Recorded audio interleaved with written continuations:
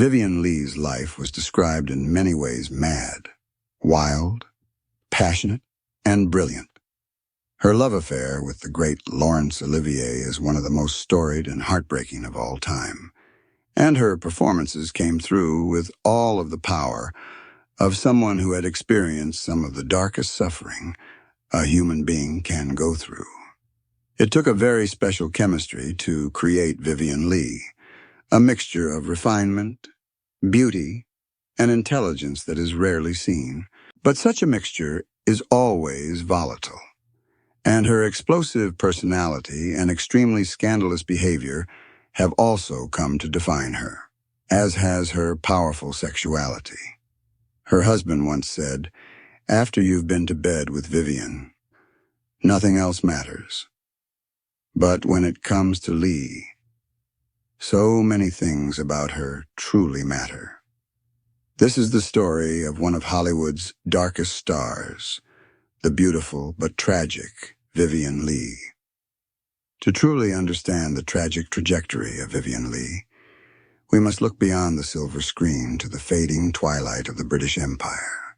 Her story began not in a Hollywood studio, but in the humid, oppressive heat of colonial India.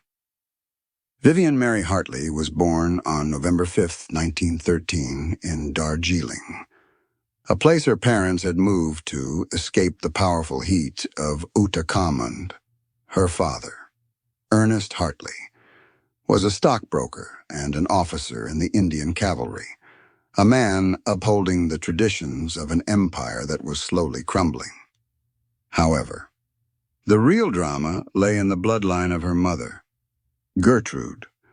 While Gertrude claimed to be Irish, the truth was far more complex and dangerous for that era. Records suggest she was of mixed heritage, likely Parsi Indian and Armenian, in the racially prejudiced world of the early 20th century. Gertrude knew she had to hide her ancestry to survive in high society. This burden of secrecy was the first silent script Vivien inherited. Gertrude's own history was steeped in blood. Her parents were slaughtered during the Indian Rebellion of 1857, leaving her to grow up in an orphanage. This legacy of trauma and the need to mask one's true self would become a recurring theme in the life of one of the greatest old Hollywood stars. Gertrude believed that staring at the beautiful Himalayan mountains during her pregnancy would impart beauty to her child. Whether it was legend or genetics, Vivien arrived with those distinctive cat-like eyes and dark, enigmatic looks that would later define her career for the first few years. Vivien's life was an idyll of pampered luxury, cared for by a top Indian nanny in a nursery as fine as any in Britain. She performed Little Bo Peep for her mother's amateur group at age 3, tasting the intoxication of an audience for the first time. But this paradise was fragile, and the inevitable separation that followed would inflict a primal wound that never fully healed. At the age of 6, the golden haze of India was replaced by the gray stone walls of the Convent of the Sacred Heart in southwest London. Her mother, a devout Catholic, envisioned a strict education for her daughter, and the end of World War I made their return to England possible. Vivien was the youngest pupil at the school. The nuns, feeling sorry for the lonely little girl who had been ripped away from her parents, coddled her and even allowed her the rare privilege of keeping a kitten in her room. Despite the pampering, the isolation was profound. Lady Patricia Quinn, a fellow student, remembered Vivien as tiny and delicately made, with a complexion like a peach. Her beauty made life smoother, yet it also set her apart. It was here that the first cracks in her mental stability appeared. Even at this young age, she displayed early signs of what we now identify as bipolar disorder, prone to sudden and inexplicable periods of depression. Vivien sought escape in the school's performing arts classes, playing roles like Mustard Seed in A Midsummer Night's Dream. However, The stage was not always kind. She struggled with a high-pitched voice and a poor memory for lines. In a harrowing incident that foreshadowed the cruelty she would later face in Hollywood, a frustrated fellow student attacked her during a rehearsal, beating her with a candlestick when she stumbled over her lines, for a child already dealing with the trauma of abandonment.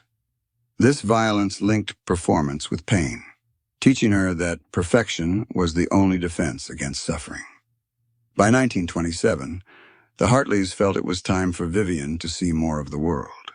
She left the convent to attend finishing schools across Europe, studying French in Paris, Italian in San Remo, and German in Bavaria.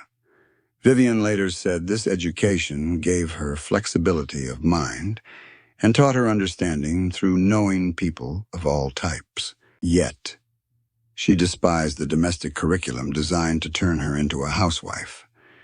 Stating she hated learning what every hausfrau should know, this resentment fueled her ambition. When she saw her friend Maureen O'Sullivan in a movie, her mind was made up she would be an actress. At 18, she entered the Royal Academy of Dramatic Art in London, but the societal pressure to conform was immense. In late 1931, she met Herbert Lee Holman, a barrister 13 years her senior. He was safe, established, and represented the stability her parents desired for her. They married in December 1932, and just like her future character, Scarlett O'Hara, Vivien quickly became a mother. Her daughter Suzanne was born on October 12, 1933. For many, this was the end of the story. For Vivien, it was a cage. She felt too young to be a mother and admitted she lacked the qualities of restfulness and serenity required for the role. A force within herself would not be denied expression. In a move that shocked the conventions of her time, she approached her husband and declared she could not abandon her career. She was choosing the uncertainty of the stage over the safety of her home. She hired agent John Glidden, who told her the name Vivien Holman was too mundane for an actress. Rejecting the suggestion of April Morn, she adopted her husband's middle name. In that moment, the housewife vanished, and the legend of Vivien Leigh was born. She was now ready to conquer the world, unaware that this path would lead her into the heart of a Hollywood tragedy. She was running away from her past, but the shadows of her childhood were following close behind. For Vivien Leigh, the path from aspiring actress to Hollywood legend was not paved with luck, but with a ruthless determination that belied her fragile appearance. Her true ascent began in 1935 with the play The Mask of Virtue. On opening night, the audience was entranced. Vivien possessed a mixture of refinement and beauty that was rarely seen, a special chemistry that seemed almost volatile. Alexander Korda, the powerful film producer who had previously rejected her, was in the audience. Witnessing the roar of applause and the undeniable magnetism she projected, he realized his mistake and immediately offered her a film contract. She had arrived. But more importantly, she had caught the eye of the man who would define her existence, Laurence Olivier. Already a titan of the British stage, made a point to congratulate her. His first impression of Vivien Leigh was struck by a strangely touching spark of dignity and a neck that looked almost too fragile to support her head. He confessed to being enslaved by an attraction of the most perturbing nature. This was not merely professional admiration. It was the spark of a scandalous romance that would consume them both. When they were cast as lovers in Fire Over England, 1937, the boundary between acting and reality evaporated. Despite both being married to others, their on-screen romance turned into a real-life love affair. They became notorious for public displays of affection, ignoring the guilt of hurting their respective spouses. Olivier wrote volumes of erotic letters to her, some shocking for the time. confessing that he woke up raging with desire for her. Yet, beneath this passionate facade, there was anxiety. They were living a double life, terrified that their popular scandal would destroy their careers before Vivien even reached her peak. They were the golden couple of the theater. But in the shadows, they were adulterers playing a dangerous game with the moralistic press of the 1930s. While her romance with Olivier kept her name in the London papers, Vivien Leigh craved immortality, and she knew exactly where to find it. In 1939, Hollywood was in a frenzy over the casting of Scarlett O'Hara for the adaptation of Margaret Mitchell's Gone with the Wind. It was the most coveted role in cinema history. Dozens of actresses, from Bette Davis to Paulette Goddard, were desperate for the part. Vivien, still relatively unknown in America, read the novel and felt an eerie connection. She said she loved and understood Scarlett almost as though I had known her in the flesh. She followed Olivier to Hollywood, ostensibly to be near him, but with a secret agenda to capture the role of Scarlett. Her agent in America, Myron Selznick, was the brother of the film's producer, David O. Selznick. This connection was her key to the kingdom. The legend of how she secured the role is one of the most cinematic moments in old Hollywood history. On December 9th, 1938, during the filming of the massive burning of Atlanta scene, Myron brought Vivien to the set, amidst the flames of the dying city. He introduced her to his brother with the immortal line here, "Genius. Meet your Scarlett O'Hara." David O. Selznick, who had previously been unenthusiastic about her photographs, was instantly captivated by the Scarlet Dark Horse. The studio machinery immediately went to work. They had to sell a British actress to an American public that demanded a true Southern belle. There was a genuine fear that audiences would reject an Englishwoman in such an iconic American role. Vivien, however, was a master of the mask. She charmed the press, explaining that the English were inclined to drop their R's just like Southerners, making the accent transition natural. The studios carefully crafted her image, emphasizing her beauty and grace while burying the scandalous reality of her affair with Olivier to the world. She was the perfect Scarlett. In reality, she was a woman on the verge of a nervous breakdown, desperately trying to keep her demons at bay while working grueling hours. The making of Gone with the Wind is often romanticized, but the reality on set was a grueling endurance test that pushed Vivien Leigh to her limits. While the chemistry between Scarlett O'Hara and Rhett Butler is legendary, the relationship between Vivien and Clark Gable was far less romantic. In one of the most famous ironies of classic cinema, Vivien hated kissing the King of Hollywood. She later revealed that kissing Gable made her nauseous. The reason was entirely unglamorous. Gable had all his teeth removed in 1933 due to a gum infection and wore dentures that caused severe halitosis. To make matters worse, he was a heavy smoker. Yet, Vivien's performance was so convincing that audiences swooned, unaware that their heroine was holding her breath in disgust. The drama behind the camera rivaled the script. Vivien lost her greatest ally when the original director, George Cukor, was fired and replaced by Victor Fleming. Cukor was known as a women's director, sensitive to the nuances of performance, while Fleming was a man's man who frequently clashed with Vivien. He was harsh and aggressive, often arguing with her over the interpretation of Scarlett. In a rebellious act of subversion, Vivien and co-star Olivia de Havilland would secretly sneak out to visit the fired George Cukor in the evenings. They would rehearse their scenes with him, then return to the set the next day to perform them under Fleming's nose. This secret coaching was the only thing that kept Vivien sane during the production. Furthermore, the chemistry on set was strictly divided. While she bonded with de Havilland, Vivien felt isolated from the male leads. Leslie Howard and Clark Gable. She was working 16 hours a day, 6 days a week, for 125 days. The strain was immense.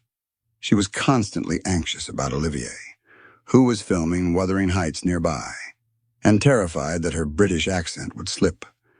To maintain the illusion of the fiery Southern belle, she channeled her own frustration and exhaustion into the character. The narcissism and vulnerability of Scarlett O'Hara were not just acting, they were a reflection of a woman fighting for survival in a foreign land. Her hard work paid off in a way few could have predicted. Gone with the Wind swept the Academy Awards in 1940, winning 10 Oscars. At just 26 years old, Vivien Leigh won Best Actress, beating established heavyweights like Bette Davis. She had reached the pinnacle of Hollywood. She was young, beautiful, and officially recognized as a genius. But the mask she wore for the public, the composed, elegant, and invincible star, was already beginning to crack. The very intensity that fueled her performance was feeding the uncannily evil monster of manic depression that Olivier would later describe. The rise was meteoric, but in the unforgiving world of old Hollywood, the higher you fly, the further you have to fall. By the mid-1940s, Vivien Leigh stood at the summit of global fame, yet the ground beneath her was crumbling. While the public idolized her as the immortal Scarlett O'Hara, Vivien was fighting a desperate war on two fronts against a failing body and a ruthless critical establishment. The first blow was physical.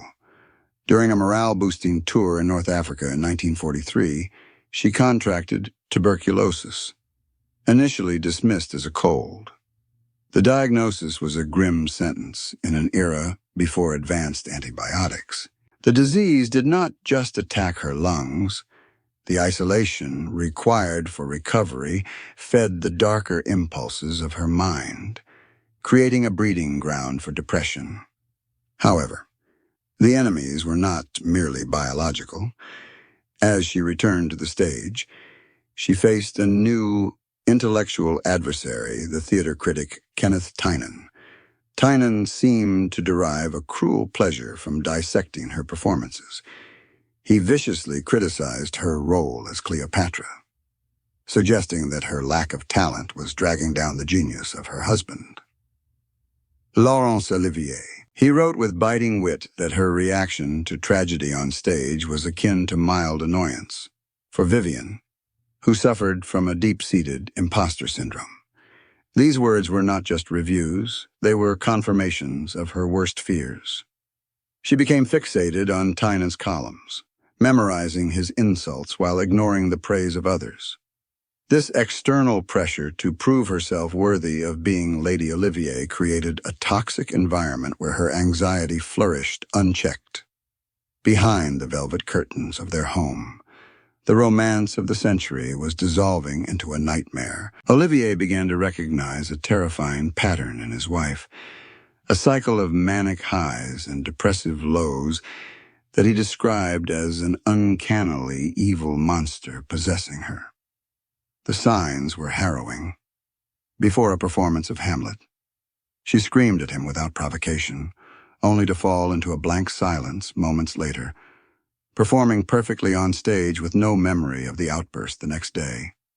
The tension exploded publicly during their 1948 tour of Australia. In Christchurch, Vivien refused to perform, leading to a violent argument where shoes were lost and slaps were exchanged in front of the entire theater company. Olivier later confessed that he felt he had lost Vivien in Australia. The woman he loved was being consumed by the illness. Her coping mechanisms were self-destructive, to numb the manic energy that kept her awake for days. She chain-smoked 4 packs of cigarettes a day and drank heavily. More scandalously, her bipolar disorder manifested as hyper-sexuality, a symptom the tabloids cruelly labeled as nymphomania. She sought comfort in the arms of strangers, driven by a desperate, chemical need for connection. One of the most tragic anecdotes of this shadow side involved a man named Scotty Bowers, allegedly. Vivien picked up this gigolo from a gas station and brought him back to director George Cukor's home. They engaged in a passionate encounter, trying to be quiet so as not to wake their host. But the tragedy revealed itself the next morning.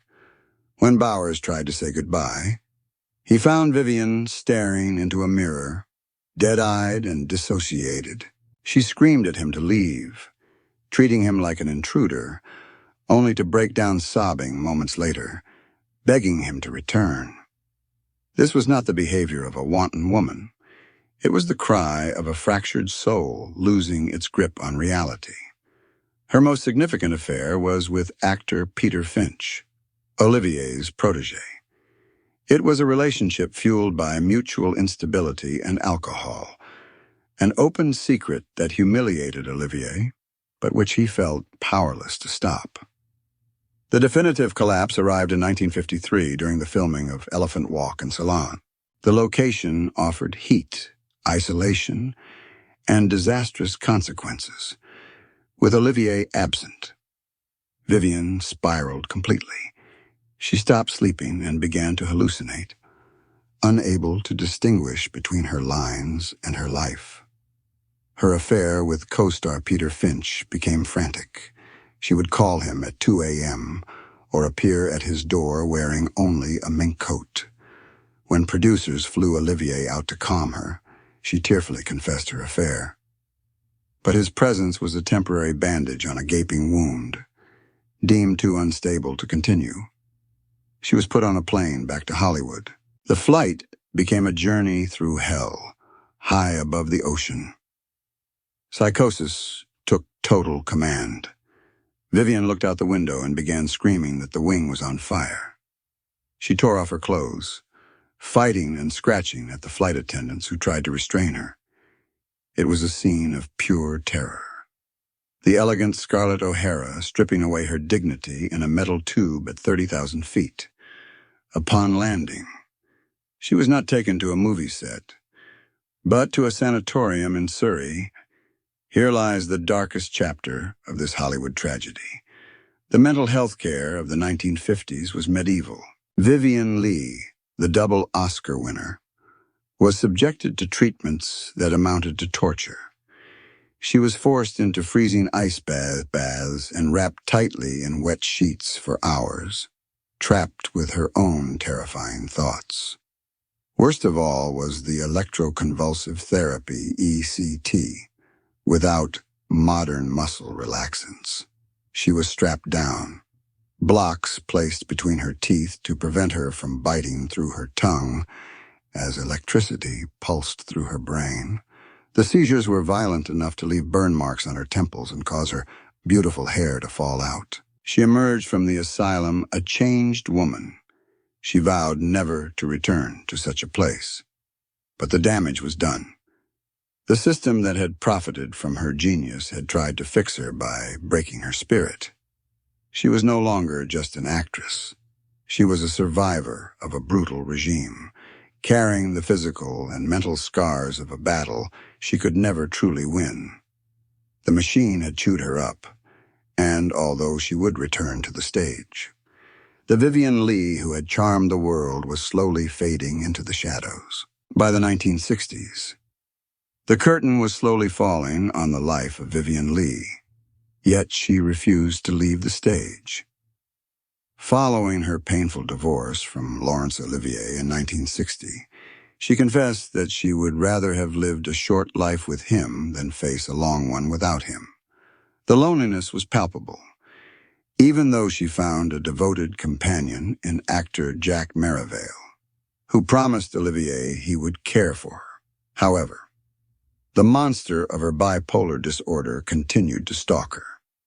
While filming Ship of Fools in 1965, her erratic behavior resurfaced violently. In a fit of rage, she struck co-star Lee Marvin in the face with a high-heeled shoe so hard that it left a permanent scar. Yet, the duality of her existence remained amidst this chaos. She won a Tony Award in 1963 for Tovarich, performing brilliantly while often heavily sedated to control her mania. She was a warrior fighting a losing battle, her body frail but her will ironclad. In May 1967, while rehearsing for A Delicate Balance, the old enemy returned. Her tuberculosis flared up with a vengeance. Refusing hospitalization, Vivien chose to recover in the comfort of her London home. For a few weeks, she seemed to rally, writing letters and receiving friends. But the night of July 7th, 1967, brought a sudden and terrifying silence. Merivale returned home late to find her asleep. But when he checked on her again shortly after, he discovered her collapsed on the floor. Vivien Leigh had succumbed to the fluid filling her lungs. She had attempted to make it to the bathroom, gasping for air, but her heart gave out before she could reach it. The scene of her death was tragically poetic, a final tableau that no director could have staged more heartbreakingly. Her body lay on the floor, and the door to the bathroom was humbly propped open by one of her Best Actress Oscars. The golden symbol of her greatest triumph stood watch as she took her final, solitary breath. She was just 53 years old. The Southern belle who had survived the burning of Atlanta could not survive the burning within her own chest. Merivale immediately called Laurence Olivier, who was himself hospitalized for prostate cancer, ignoring his own pain. Olivier discharged himself and rushed to the house. In a moment of profound grief, he stood over her body and prayed for forgiveness, unable to shake the belief that he was somehow the cause of her disturbances. He helped arrange her body on the bed, saying a final goodbye to the love of his life. Her funeral was a somber affair, attended by the elite of the theater world. She was cremated, and her ashes were scattered on the quiet waters of a lake at her country estate. Tickeridge Mill, in a final, heartbreaking twist. Vivien had left a specific wish in her will. She wanted to donate her corneas to give someone else the gift of sight. Those magnificent, cat-like eyes that had mesmerized millions were her last offering to the world. However, due to the ravages of tuberculosis, her request was denied, even in death. The disease that had plagued her took one last thing away. The screen faded to black, leaving behind only the echo of her laughter and the shadow of a Hollywood tragedy that would never be forgotten. When we look back at the image of Vivien Leigh, we are often blinded by the brilliance of Scarlett O'Hara's green eyes or the fragile elegance of Blanche Dubois. But as we have pulled back the curtain on this Hollywood tragedy, we see that her life was a mirror to the characters she played, figures who desperately sought magic because reality was too harsh to bear. Blanche Dubois once said, "I don't want realism. I want magic." Vivien lived by this creed, but the price she paid for that magic was her own sanity. We are drawn to her story not just because of her talent, but because she embodies the terrifying fragility of perfection. She traded her childhood for discipline, her health for applause, and her peace of mind for immortality.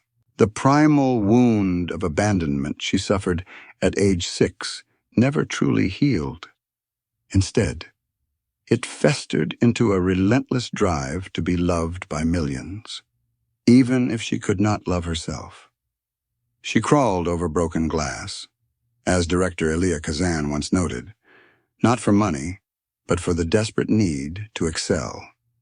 In the end, the line between the actress and the woman dissolved completely. She didn't just play tragic heroines. She became the ultimate tragic heroine of classic cinema. However, to label Vivien Leigh's downfall merely as a result of poor choices or a difficult personality is to ignore the systemic cruelty of the era. This was not just personal bad luck. It was a failure of the times. The golden age of Hollywood was built on the broken backs of its stars, and the medical establishment of the 1950s failed her spectacularly. Her bipolar disorder was treated not with compassion, but with brutality. The freezing ice baths and the terrifying electric shocks she endured were punishments disguised as cures. The studio system, which demanded 16-hour workdays and capitalized on her scandalous romance to sell tickets, viewed her mental instability as an inconvenience rather than a crisis. In many ways, Vivien was a canary in the coal mine for the conversation around mental health in the entertainment industry. When we look at how modern media still consumes the public breakdowns of stars today, we have to ask ourselves, have we really changed? We may have better medicine, but the hunger to witness the collapse of our idols remains as voracious as it was in 1939. Yet, it would be a disservice to remember Vivien Leigh only as a victim. She was so much more. She was a woman of formidable intellect who spoke 3 languages fluently and possessed a photographic memory. She was a mix of French, Irish, and Yorkshire determination. A force of nature who commanded the stage even when her mind was at war with itself. She won 2 Academy Awards not by accident, but through a sheer, terrifying force of will that few actors have ever matched, Vivien once said. Scorpios burn themselves out and eat themselves up. She knew her fate long before it arrived. She burned brightly, intensely, and far too quickly. But the light she created is still traveling towards us. Her legacy is not just in the film she left behind, but in the lesson that art often demands a sacrifice that no human being should have to make. She was beautiful, she was brilliant, and she was brave.